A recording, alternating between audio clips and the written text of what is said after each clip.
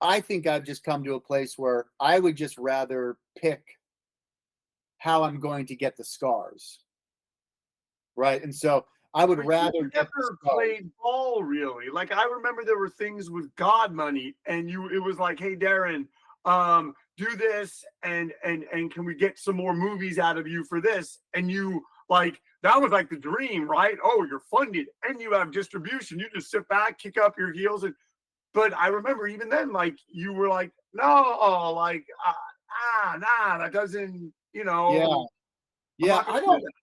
I mean, some of it's just weird. I was with Aaron Bruno, Oh, dude, our guy, right? Insurgents. That's where I'm gonna go. That's where I'm gonna Yeah, go with this whole Aaron good. Bruno thing. And and he had asked, we just shot a music video for him, and we were just driving, and he had kind of asked a question kind of similar to that. And it's hard when you create a project and you do a little PR for it because you kind of ramp up for like talking about yourself, which is not normal, you know. I mean, most people don't go throughout the day like talking about themselves, right?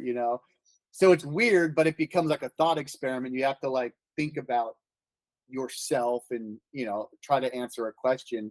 And I honestly think the majority of virtue or whatever I have probably just came because my brother, I think I write about in the book. I have two books, I forget which is which. My brother's 7 years older than me, and I just literally got the snot beat out of me from 13 to 18, 11 years old. He's 16, 17, right? Like it's being with his friends, kind of being raised by him, people surfing, skating. You just knew the world could hurt you and people could hurt you, and you could look at someone and they could look at you and go, what are you looking at? And like, like it doesn't happen so much more. Like we grew up like you had to know how to be like, oh, hey, look like someone I know. It's weird. And you got to diffuse a situation and like we grew up in a pretty violent time. Like I don't think people realize that. Everyone thinks you got to be in some sort of like ghetto to have violence around you. Like violence was bred in the suburbs. Punk rock was born in the suburbs. Like violence, drug dealing, punk rock is a distinctly white suburban influence.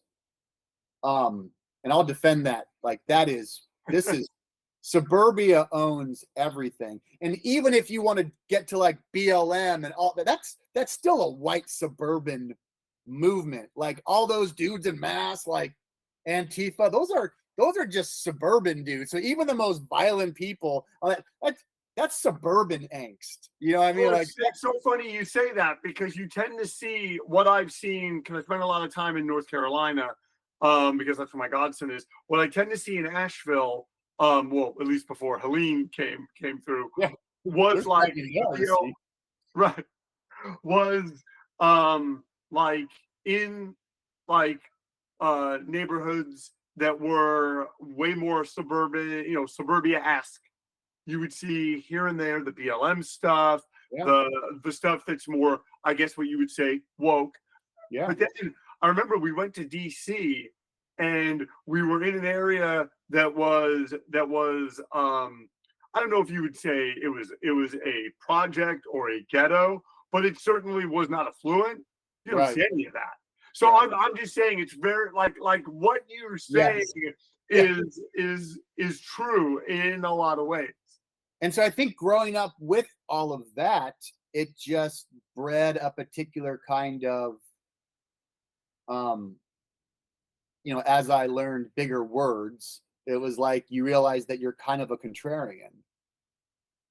And you don't really know why, except if you're always in a tense situation, it breeds a particular kind of not wanting to be owned.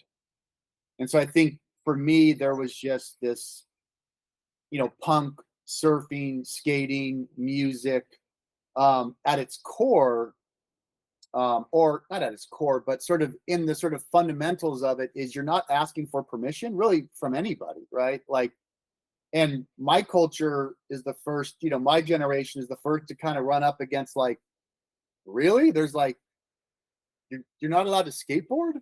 Like, wait, what just happened? Like even like go out and play, have fun, and then like, no.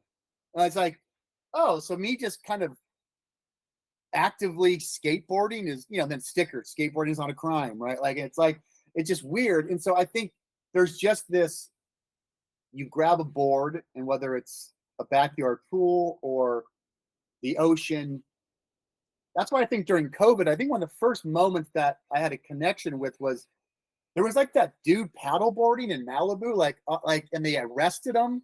Like, it's like one dude, and like the cops roll up and they arrest him for being out in the ocean paddleboarding.